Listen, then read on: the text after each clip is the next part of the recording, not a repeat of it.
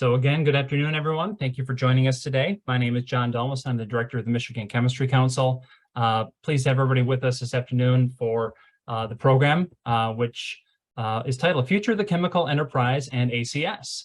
So just as a housekeeping matter, as you're joining here, this is a webinar, so all of your lines for attendees are muted. You're not on video, you don't need to check that. We do encourage a conversation, and we will be able to facilitate that after the presentation. You can submit questions using the chat or Q&A features. And in fact, we can tap people if you want to raise your hand, if you want to submit something into the chat, we have a way and would love to hear directly from you.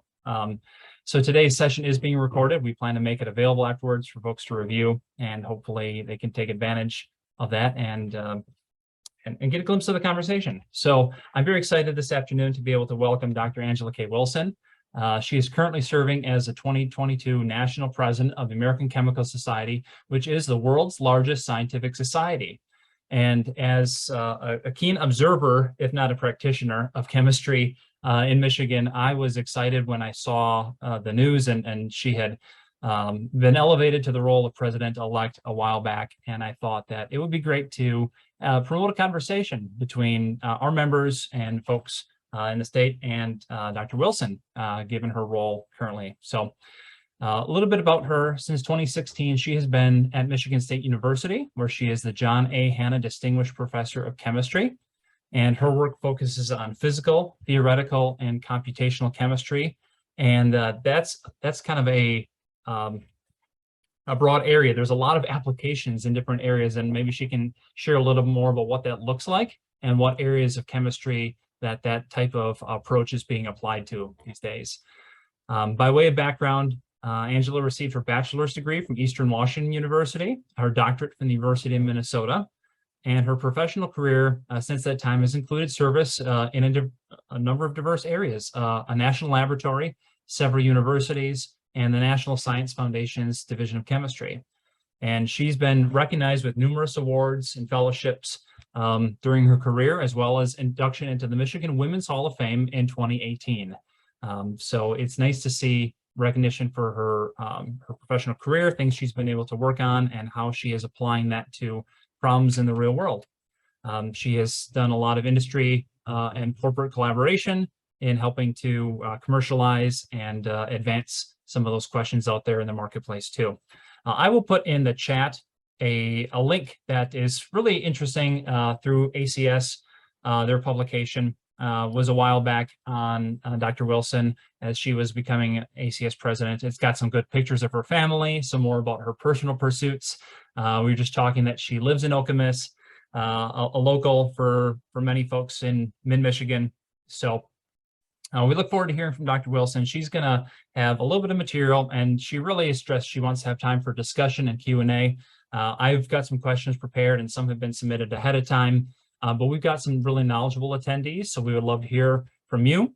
And I'm going to, again, drop that link into the chat about Dr. Wilson's background there, and I'm going to turn it over to her, and she's going to take it away. So thank you very much again, Dr. Wilson. Great, John. Thank you so much. And please call me Angela. Really appreciate the opportunity to meet with all of you today. As I mentioned to John, I really would like to turn this much more into a discussion than just me presenting. And so I will start off presenting, but then happy to have a discussion. I'm not going through all the great things that ACS provides in terms of services and opportunities. You can certainly go to the American Chemical Society website and see many of these. What I really wanted to focus on was kind of a little bit more of my platform, a little bit more of my concerns in terms of thinking about the chemical sciences, the future of the chemical sciences and engineering, and thinking about the workforce in particular. And so just share a few thoughts, and then welcome to have conversation. So bear with me as I'm trying to change my slide here. And so, like I said, a lot of focus on really kind of the future of the chemical enterprise, more so than ACS. John already gave you a little bit of my background. I am professor of chemistry at Michigan State. For those of you who are closer to the University of Michigan, I collaborate a lot with them, and I speak with some colleagues there on a weekly basis, sometimes multiple time a week basis. So also work with a number of other colleges and universities across the state. I'm also the Associate Dean for Strategic Initiatives in the College of Natural Sciences at MSU. And so I'll be putting a little bit of that hat on during a part of my conversation as well, because in this role, it was a new position at the college, started about a month before COVID struck. So kind of unfortunate timing there. But my role is really to try to increase partnerships between the College of Natural Sciences and industry in particular. And so really happy to have conversations either here or on the side in terms of that. And I'm also director of the MSU Center for Quantum Computing Sciences and Engineering. So we're doing a lot, and we have formed a Midwest Quantum Collaboratory with Purdue University and University of Michigan, really trying to push forward quantum computing and some of the challenges in terms of that. But it's really kind of our next generation, where we are headed in terms of computing and how science plays in that role is incredibly important. We have a lot of huge center at MSU, huge institute forming at University of Michigan. So lots of exciting opportunities for us in Michigan in terms of this. I'm someone who's had a lot of interest through the years in chemistry and business and industry. Never went into industry. That was more kind of the dual body career challenges, but I've always been very interested in ACS. I've joined the small chemical business division and spent a lot of time with that group, really kind of learning a lot from them. And I realize every company, every industry looks quite different. I certainly understand that, but I'm very interested from small startups all the way to big companies manufacturing a lot of the challenges and opportunities. Truly the economic leaders and drivers in our country and globally as well, incredibly important. In the past, as John mentioned, I was at the National Science Foundation, so I was actually head of the chemistry division there. And so it was a nice opportunity and had about $1 billion over my time there to invest in fundamental research. And now, of course, a big driver is more towards partnerships, which I'll be talking more about. So I'll put a little bit of this hat on as well in terms of partnerships and how industry and academia can join forces and really address a few of the concerns that I'll be mentioning today. So as ACS president, every ACS president has priorities, and these are ones that are probably no-brainers, kind of obvious ones that we'd be focusing on and thinking about. And of course, one is the future and importance of the chemical sciences, and I'll talk a little bit about that. But certainly communication with the public and advocacy is such an important piece of this. ACS, and I know your organization as well, does a lot in terms of advocacy, and I think that is so incredibly important. It was interesting, shortly before COVID struck, I had actually met with one of our Michigan U.S. representatives, and this U.S. representative had pulled me aside afterwards and told me that science was no longer a priority, that it was considered a special interest, and we needed to have a lot more people at the Hill. And I'm sure Hill meaning the big hill as well as the state hill in terms of really kind of advocating for science in all different forms of it, everything from manufacturing to fundamental science, I think is all incredibly important. Also talking about the preparation of the future of the chemical workforce and a lot of concerns in terms of when we think about, most of the folks that we educate in the chemical sciences, whether it's associate, master's, bachelor's, PhD, they're headed for industry, and industry very, very broadly defined. But that's where, not academic careers. And we're not doing such a good job on the academic side in terms of truly every single institution in terms of really preparing people for the workforce. And I do want to talk about that a bit. Diversity, equity, inclusion, but thinking about that in terms of the future workforce and outreach is so important. I'll talk a little bit about that. And I've already mentioned partnerships and entrepreneurship and how that is so incredibly important. This is probably very unfortunate terminology for multiple different reasons. But when I think about what's going on in terms of science and engineering in the US right now, I think a lot in terms of many, many years ago when we were in the space race and truly having the Sputnik moment where the US realized we're kind of behind on many things and we needed to race quite a bit more, truly the space race. And it was the Sputnik going up that really kind of caught our attention. Again, very unfortunate timing for naming for a number of reasons, particularly one of them being the fact that there was a COVID vaccine by the name of Sputnik. But anyways, COVID was truly in many ways our Sputnik moment. where there's this kind of science is not this special interest. It's really, truly incredibly important. The incredible value of the chemical sciences and engineering, the criticality of ongoing and forward-thinking research and development, the manufacturing and pipeline, how we have shipped off so much, we need to bring a lot more to the US. And certainly we got to see firsthand in terms of the public understanding of science, and we'll just kind of leave that kind of out there in terms of broad definition there. And of course, we continue to see this push, and it's a push that sometimes we cringe about in terms of thinking about sustainable development goals. Great in principle, but in practice, we've got a lot of challenges ahead.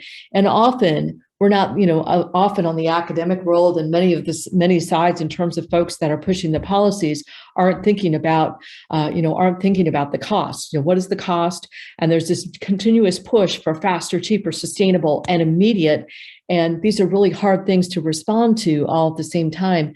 And, often people are not thinking about the cost. Are we really ready for this? Where are we in the process? And I think that's a real challenge. I mean, I would say now we're really kind of in a new age of the chemical sciences and engineering.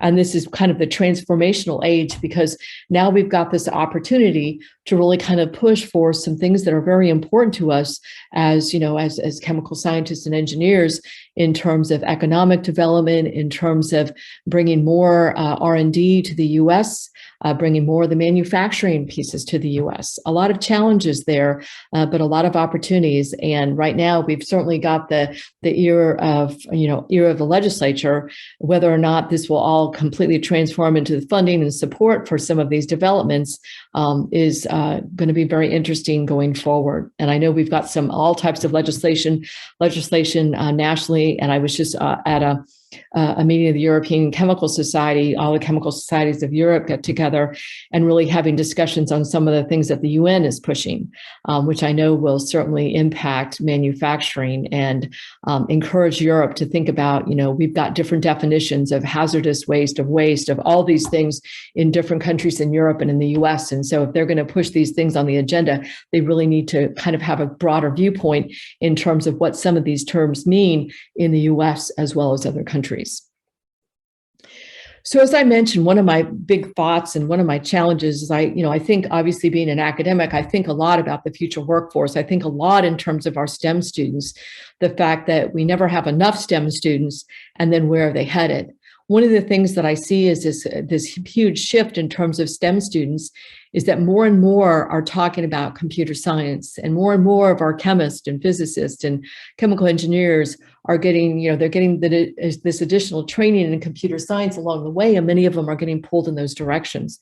But yet we have so many more opportunities in the US in terms of chemistry and chemical engineering and globally, that we really need to have more people going into these fields.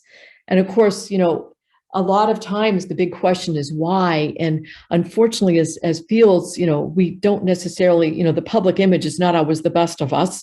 And we really need to be telling more stories in terms of the careers and what we can do. And this linkage that every product I can think of is certainly linked to the chemical sciences and engineering, every single one of them. And so these messages need to get out in terms of the stories of our products, the stories of our researchers, the stories of the people who are developing the products, who are working in the labs, who are working on the manufacturing line, who are doing the testing. These are all important stories. And we really need to have much more of this outreach in terms of these opportunities that there are truly in the chemical sciences, and that the chemical sciences and engineering, very lucrative areas. These are great areas, enjoyable areas. There's a reason why all of us pursued these areas, and certainly need to get more word out in terms of the public. This is a continuous push that we need to have. One of the things in terms of the future STEM force that, I think about is in terms of, how can we move the needle? And the National Science Board had a Vision 2030 report. And one of the things in this report, they talked about the missing millions. And in this missing millions, this is kind of where the diversity, equity, inclusion, respect sort of piece comes in, is the fact that the numbers of women, the numbers of Hispanics, Black, American Indian, Alaskan Natives that are in the field do not reflect represent the numbers that we have in terms of these populations in the US. And so there's a lot that we need to do in terms of really trying to close this gap as we think about the STEM workforce. Where's it going to come from? Certainly we need it from all populations, but this I think is something very important to think about. For those in areas like Detroit, we have an incredible opportunity to do a lot more, excuse me, a lot more encouragement of young folks to be engaged in STEM areas. Bear with me, I'm so sorry. I'm going to take a pause for just a minute, just a second, I'm sorry.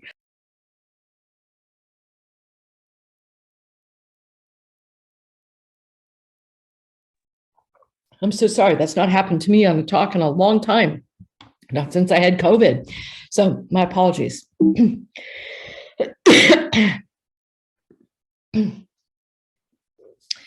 So one of the things that,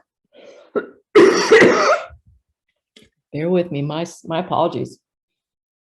I can step in and tell some jokes, but all my good chemistry jokes are gone. So Okay. you know, there's a fount there to draw from. Thank you, John. Appreciate it. I think I'm okay now. Sorry about that. So one of the things, as I mentioned earlier, is that what we see is that most people who are getting degrees in the chemical sciences or chemical engineering, often when I say chemical sciences, I do have engineering rolled in there, although I know engineers often don't like to hear that rolled into chemical sciences. But in any regards, one of the things that I always find remarkable is that the opportunities in industry are so incredibly immense and so incredibly interesting, yet most of our students have very limited exposure. Most of them have never met anyone from industry. Yeah, they should be going to our meetings, but many of them don't. And for so many of them, their first day at a company is the day they do an interview, if they're not doing a virtual interview. And the second is the first day at the job. And I think this is really unfortunate. I think we need to have, some students certainly do, certainly at the bachelor's level, some will do internships in companies. And I understand in some companies it is complicated to do this, but not in all. But even at the master's level and the PhD level, there needs to be a lot more opportunities. And I know that one of the challenges is on the academic side. I've been there. The universities often don't want to let people go. In fact, I had oversight of one of the national chemistry centers at a university a number of years ago. And it was interesting because they had talked about how they were working with over 40 companies. And I said, well, that's great. You've got, you're getting funding for 100 graduate students and postdoctoral fellows. How many of them have spent a single day at a company? Only one had, out of almost 100 postdocs and graduate students. And I said, well, why not? You've got 40 companies working with you. And they said, well, that would take time away from their research. I said, you can't afford not to do it. You've got to get much more engaged with industry to make sure that you understand that what you're doing on the R&D at the research level actually can help contribute to something in industry, that it's cost effective, that there's not holes, there's not problems. And, they're really doing a disservice by not ensuring that the students do have these opportunities for further engagement. I've talked with American Chemical Society about this. They do have a website called Get Experience that they are building up more, because right now it's very much focused on undergraduate students, but they are going to be building modules to provide opportunities and let companies advertise that they have opportunities for graduate students or postdocs if you're interested in something along those lines. So just thought I would mention that. So the future STEM workforce, there's a lot of things tugging at it. And one of the things, on the federal level, there's a lot of push towards more public access to science. So the good news for those of you who are engaged in research development side of things is the fact that starting in 2025, any kind of federally funded research is supposed to be available from day one in terms of publication. But the challenge is someone has to pay for this. And right now, it's an unfunded mandate that's coming forward from the U.S. Office of Science and Technology Policy. And so if there is no further additional funding put into this area, that means there's going to be a lot fewer scientists coming through and engineers coming through, and the workforce implications as someone has to cover this, and it may be coming from grants. So just kind of an aside. Some good news and some good news in terms of the availability of science, some bad news in terms of workforce. You know, one of the challenges, and of course this doesn't go to 2022, and we know that there's supposedly some new investments in science that are coming, and the investments are much more coming in terms of the partnership side, in terms of the translational research. You know, one of the challenges through the years is that there's certainly been these very flat budgets. And of course, the report on Rise Above the Gathering Storm many years ago in terms of how there needed to be much more funding towards science and all of that. But, you know, when you look at what's happened in terms of the budgets, and this, of course, is an example from National Science Foundation, but it's where a lot of our workforces, future workforce at the graduate levels are coming from is through this. And, you know, a lot fewer students are able to get funded through these types of mechanisms. And so this impacts workforce. So these investments in science and technology have been somewhat troubling, somewhat flat. China certainly has surpassed us in terms of a couple of years ago in terms of investments in R&D. So overall R&D, not just by agency, but overall. And that's I think that's a big challenge for all of us. Certainly, we're seeing some new investments, but like I said, there's lots of interest in terms of partnerships. And here's what I had mentioned there in terms of China, and China closing the gap in terms of R&D expenditures, and actually did surpass us. I think another piece in terms of thinking about workforce is that there's a lot of potentially disruptive technologies coming forward. One of them is quantum computing. Another one is AI, machine learning. Some of your companies very well may be engaged in this already, but certainly requiring some new skill sets, a lot of emerging technologies. And we're already seeing some significant impacts, at least in terms of the AI machine learning on chemical sciences and engineering, quantum computing around the corner. How far we don't know. There's some companies that are using it to some extent, but it's very limited in terms of the numbers of qubits available at present. But certainly, you know, a big challenge. These are areas that have very high, if we really want to use them to our advantage, you know, it's very challenging. These have very steep learning curves. And so one of the things we've been trying, and I've been pushing at the American Chemical Society, is trying to provide more training opportunities specifically for chemists in these areas, and kind of down selecting what works, what doesn't work, for what types of problems. And so we're starting to offer these at the national meeting. We may expand beyond that, but, you know, at national meetings on Saturdays, we have all types of space available. So we're trying to provide some technology, some training for those already in the workforce to pick up some of these skills, at least places to look, so you don't have to look through every single website in the world trying to find this information, but really some training and some terminologies and some opportunities really targeted towards those in chemical sciences and engineering. So I've already mentioned these workshops. We have them in Python. We have them in many different areas, some in entrepreneurship. And in terms of entrepreneurship, ACS has started an institute, actually it's a lot of their leadership development programs, safety training programs, other programs that they developed through the years, but they rolled out an institute a little over a year ago. And as part of this institute in this next year, I had proposed that we do a Center for Entrepreneurship. And so that is in formation now, but it's really doing a lot of bridging from basic research, academic role, patents for purpose, getting engaged in innovation, tech transfer, ins and outs. And so really trying to offer this at multiple different levels. And CAS, which used to be called Chemical Abstract Services, is actually developing a new program in the fall to help invest in new discoveries. And so we'll be releasing more information about that in the fall. But for those who are thinking about maybe spinning off a component of their company or something along those lines, or starting something from scratch, this may provide some interesting new opportunities. So as I mentioned, one of the big pushes, especially on the federal level, is really looking at, you know, the economics of chemistry, chemical sciences, and the importance of partnerships. industry academic government partnerships are going to be increasingly important.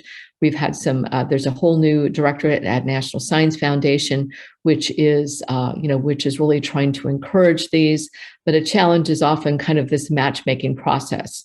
And so one of the things we've been thinking a lot about ACS is how do we bring industry and academia together more? How do we bring industry and government together more to try to seed some new opportunities, fill in gaps that we may have. And so welcome to have discussions with you in terms of different routes we can do this. And I'm going to also finish up by mentioning that one of the things that I've been concerned about American Chemical Society is the fact that our membership numbers, we've got 161,000 members. We do have many thousands of members from industry, but we are certainly seeing those numbers drop. We're concerned about that. We would love to have more people in industry engaged in ACS. I think it's a stronger voice on the national level, on the world scale, when we talk about sustainability and we talk about workforce, when we go to the legislature and have conversations. I certainly know that you're part of a very important organization as well. But you can belong to more than one, I must say, and ACS is now offering free memberships for those who are interested. So there's paid memberships, but also free. We would love to have the chemical sciences, chemical engineering have a much bigger voice than IEEE. IEEE has 440,000 members, and we would love to be able to go in and just show that, chemistry, chemical manufacturing, chemical R&D, we truly rule the world, and we're a very important voice. And so we would like to have as big a voice as we can. And I'll stop there, and I welcome any questions or comments and appreciate the time that I've had today to talk with you. So thank you. Thank you very much, Angela. That's very interesting, a broad look at what ACS is working on and how you're approaching your priorities there and some of the things you've had a chance to do. I will just start out with an initial question. And again, I'll encourage any of the attendees to use the chat or the Q&A. And if you'd like to ask your question directly, we can open up your line and have that kind of conversation. But my initial question is, why are you involved with ACS? With all the other things that you could be doing to advance your career, why did you choose to get involved with that organization, either to get from it or to give back to it? So, this goes back many, many years ago. I was a member as a student, and it just seemed like the thing to do to belong to the professional society. But then as my career went on, long ago, I was place bound and, trying to be at the same place at the same time as a spouse. And, one of the great things about ACS is just kind of the network. The network is just absolutely incredible. And I ended up leaving the field. I started working on an MBA. As I mentioned earlier, kind of never was quite sure if I liked the business side of things more than the science. I really enjoy both. And so I left the field for a while to work on an MBA. And through the ACS network, somebody had reached out to me and said, why don't you work on the MBA part-time, come back and work with me. And so, to me, that was just an absolutely powerful career network. And then just the opportunity to work with chemists and chemical engineers from such a broad spectrum of fields is just incredibly important. And the network is so incredibly important in advocacy for really kind of moving the needle forward in terms of R&D and chemistry, workforce and chemistry, things that I'm very passionate about. So thank you. Thanks. I've got a couple other broad questions. We do have a nice specific question that was submitted in the chat. I want to get to that too. But another broad kind of question is, how do you think the chemical sciences and industry, ACS together, can help the public to better understand what it is that they do? I find that most of our companies are very glad to communicate with their customers, to be good on the business side, but it's not always worth their while to explain to the broader public. As long as they can do what they do in a safe, responsible and economically, beneficial manner, it's not necessarily their job, they feel, to educate the public. But what's the role for us in that? Yeah, I mean, a challenge, I've already, mentioned the challenge in terms of the workforce. I think all of us are going to end up end up seeing these challenges in terms of trying to convince people in the future in terms of that they should be going into chemistry, they should be going into chemical sciences and not be lured often by the bigger dollar offered by some sort of computer company. And we're going to see more and more going this direction. And so it really is important to us for multiple fronts, not only in terms of workforce, but in terms of also policies.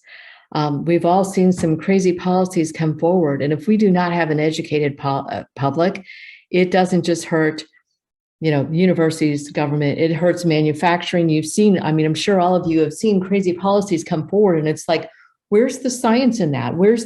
Have they not checked with the companies? And so if we don't have these bridges open on every single dimension we can, I think it's going to be a real challenge. And who can speak better about the importance of chemistry than those who are making the applied products, the products that people are using every day, or something along the pipeline for a product that people use every day. We don't have enough of those stories in terms of, these are the stories that would intrigue kids. They would intrigue parents. They would get them interested, because people often associate the word chemicals with chemical spill, chemical this, hazard, chemical hazard, and they don't think about it like every single wonderful, product that they're using. And I always cringe when I see these products, and I'm sure all of you do as well, when you see these chemical-free products. It's like, you got to be kidding me. So even though it seems like, yes, you should kind of keep to making the product, even it doesn't even have to take much time. It can be one page in terms of the chemistry that goes into your product, the interesting story behind it or something. It can be one thing that stays up for 10 years. Anything like that is an important step. Yeah, great. No, I appreciate the point about policy, certainly near and dear to the work that we do, but also talent and workforce. And I think our members have talked a lot about that, is that we're competing for talent in the chemical sciences with a lot of other areas that may be more easily understood or just sexier at the moment to those students that are rising. So on the same topic, I want to ask you about talent and diversity, equity, inclusion, and respect. What kind of opportunities do you think there are for the academy, for industry, if we can do a better job with this? How is that going to not only just do a better job of treating people the right way, but also have some tangible results? Right. I can't go back to the exact studies right now, but there's certainly studies that have shown that there's more profitability from more diverse teams, more creativity, more innovation, more this, that, and the other. And so certainly there's reasons for that from that front in terms of diversification. But really, it's the workforce I worry about a lot. And in Michigan, I worry about the workforce. It's not like our population is going, I've talked to the state demographer, and it's not like our population in Michigan is going up, except for importing people from overseas largely. And so, we really need to make sure that we are making use of more of our STEM, more of our population, encouraging more of them to get into STEM. I do a lot of outreach activities in Detroit, and Detroit public schools, lots of opportunities to really show those students some great opportunities in Michigan, because a lot of them want to stay in Michigan, and how they can get some good jobs, good paying jobs going into the chemical sciences and chemical engineering in Michigan. And I think that's really important. And that's, they don't want to hear any professor tell them these stories. They want to hear people from industry, people who are in there doing the work. They've got the exciting stories rather than, oh yeah, well, my students have done this and that, They want to hear directly what people have done. And I've been to a lot of these some of these STEM activities where they do have people who have come from the field, and particularly somebody who is from a similar population, and it has such an incredible impact. Yeah, I think it's very true. It's very hard for a student to envision or decide upon a career if they haven't had any prior exposure to it. But seeing that in their own lives opens up those possibilities, and it's so critical. So the question in the chat was regarding policy. You talked about costs a little bit and how you're evaluating policies or just approaches. And how do we assess externalities, in economic sense of environmental costs into market prices? How do we make sure as we move towards more sustainable models of production and consumption and all those things, like with plastics, how can we make sure that we're assessing the environmental impact and not just what's the cheapest? Yeah. Well, I think we need to be telling more of these stories because, so many of these decisions are being made, unfortunately, somewhat more blindly than we would like them to be made. And I'm not talking about in the companies, I'm talking about in the government. And I think that we need to have much more, be providing much more insight, visiting our legislators, talking about really kind of what these costs are, putting them on our websites for information that we can release. And really also training. I know more chemical engineers are kind of trained in kind of life cycle analysis. Chemists are not generally. And so we really do need to have much more of the life cycle training as well. So then more of us can be speaking about some of these challenges. Yeah, excellent. I appreciate that answer there. I would ask you just the work between industry and the chemistry academy. How do you think that relationship has changed that you've seen over the past 2 decades or so? What are the trends in how companies are approaching R&D partnerships or talent and recruitment or anything along those lines? So it's interesting because it really depends upon the university in many ways. A number of years ago, I was asked to comment. There was a couple of researchers from a very big university, very prominent university, who had written an article about how industry is encroaching on academia, which I was terrified by. This article. It was horrible. They were talking about how, academics should not be thinking about translational research. They're supposed to be doing pure research. It's like, where does pure research go? So much of it ends up becoming translational research down the line. It was like, come on, get a clue. But anyways, it was rather amazing. So at that point, there were many universities where if anyone was doing much with industry, the money from industry was not valued as much as the money from the federal agencies. The translational research was not encouraged as much. The patent piece was not encouraged as much. But thankfully, that has changed at most places. At most places now, it is encouraged. You're not going to be harmed in terms of promotion and tenure if you're doing anything along these lines. So there are a lot more opportunities for partnerships and all of that. One of the challenges is that universities often want to still own the patent, own everything, and they're often asking for far too much of the piece of the pie, not really having as much a realistic understanding of the process as they should. That is certainly changing now, which I think is a positive. And so I think there's a lot more doors open for the industry academic partnerships, indeed. At least, because I know the industry, the academic side far more than the industry side. So I'm sure someone here can talk much more in terms of the industry side. These partnerships are certainly encouraged. As I mentioned, my new position at the university is really trying to work with companies and trying to get them more engaged with our faculty and our students, and provide more opportunities for our students and lead them along the lines of more of what they're going to be doing in life in terms of working in industry. So I know I've only touched on pieces of this, but I'm seeing some significant changes, not fast enough in many places, but at least moving in the right direction. Okay, I'll see if there's other questions that folks want to submit. Oh, someone did put a save the date there for 2023 ACS Central Region meeting is coming back to Michigan. I believe it was in Midland a few years ago, maybe pre-pandemic, but it'll be back in Dearborn. So I know we just had Chicago, right, about a month ago this year. And so that's a big event. So appreciate Joe. Let me put the link for that into the chat, and I'm sure that work is already underway for that. So one last question, I guess I would just have curious, something that sparked my interest was you talked about quantum computing and supercomputers and things of that nature. how do you see that developing down the line, and how do you think that students and researchers might take an interdisciplinary approach to the sciences and using things like computer science to solve chemistry issues?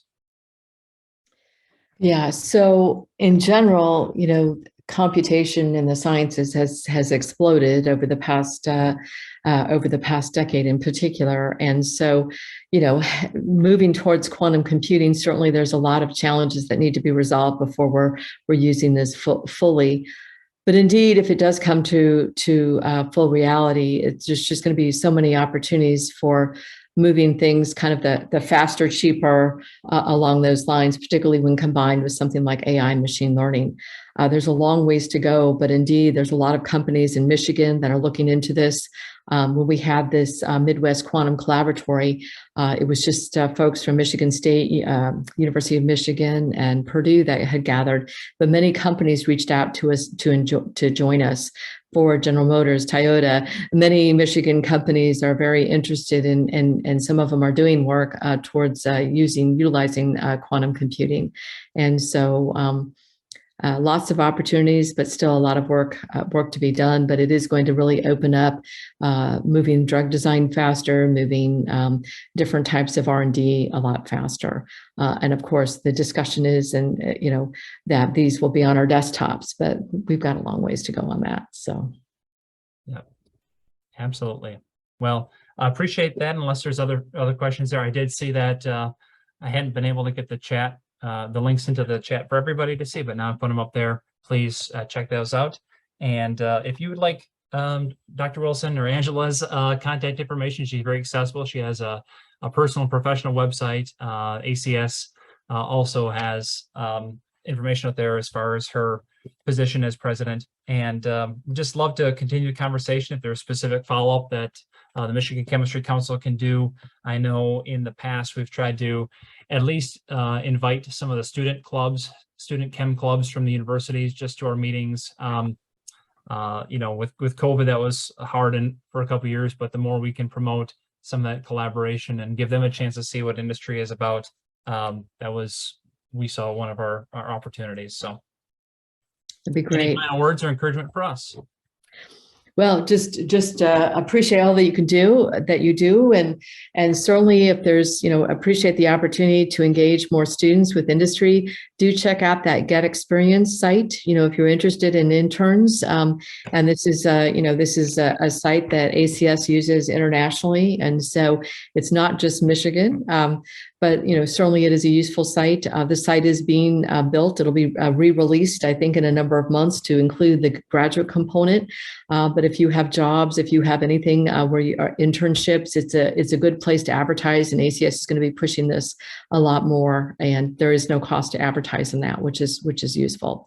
And also, if you're interested in joining ACS, we would love to have folks join. The bigger voice that I think any of our organizations has, the better off we are. It'd be nice for us to have a bigger voice than IEEE, which, as I mentioned, is 440,000 people. So we're a ways from that, but I think it's important that we're not just a special interest, as a legislator said. And I'm afraid that once we're a number of years beyond COVID, we may end up kind of sliding back to that special interest piece. And so we need to make sure that we are continuing to speak with our legislators statewide, nationally, locally, in terms of the importance of chemical sciences and chemical engineering. So thank you. Absolutely. Yeah, I know we've certainly valued the voice and the role of the academic professionals, especially from Michigan State, being such a great resource within our state and so close to the Capitol.